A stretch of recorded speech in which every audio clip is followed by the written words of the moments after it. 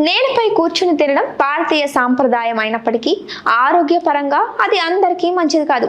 ముఖ్యంగా వయసు పైబడిన వారు, మోకాళ్ళ నొప్పులు ఉన్నవారు ఈ అలవాటుకు దూరంగా ఉండాలని డాక్టర్స్ చెబుతున్నారు. కింద కూర్చుని లేచేటప్పుడు మోకాళ్ళపై పడే అధిక ఒత్తిడి కారణంగా అరుగుదల వేగవంతమై శస్త్రచికిత్స వరకు వెళ్లే ప్రమాదం ఉందని స్పష్టం చేశారు. పూర్తి వివరాలను ఈ స్టోరీలో మనం తెలుసుకుందాం.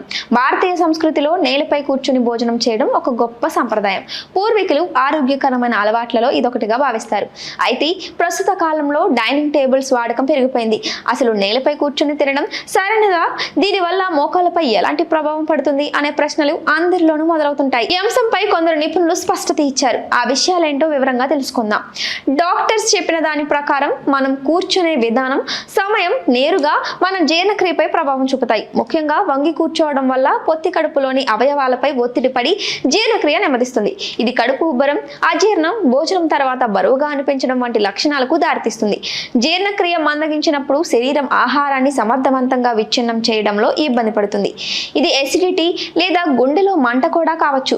భంగిమ మార్చకుండా ఎక్కువసేపు కూర్చోవడం వల్ల రక్త ప్రసరణ దెబ్బతింటుంది. రక్త ప్రవాహం తగ్గడం వల్ల భోజనం తర్వాత నీరసంగా లేదా మగతగా అనిపిస్తుంది. భోజనం చేసేటప్పుడు ఎంత సమయం కూర్చున్నామో అనే దానితో పాటు ఏ భంగిమలో కూర్చున్నామో అనేది కూడా ముఖ్యమే. కింద కూర్చున్నప్పుడు ప్లేట్ వైపు వంగి కూర్చోవడం వల్ల మెడ, వీపు, పొత్తి కడుపు భాగాలపై ఒత్తిడి పెరుగుతుంది. ఇది కేవలం జీర్ణక్రియనే కాకుండా కండరాలు, ఎముకల నొప్పులకు కూడా దారితీస్తుంది.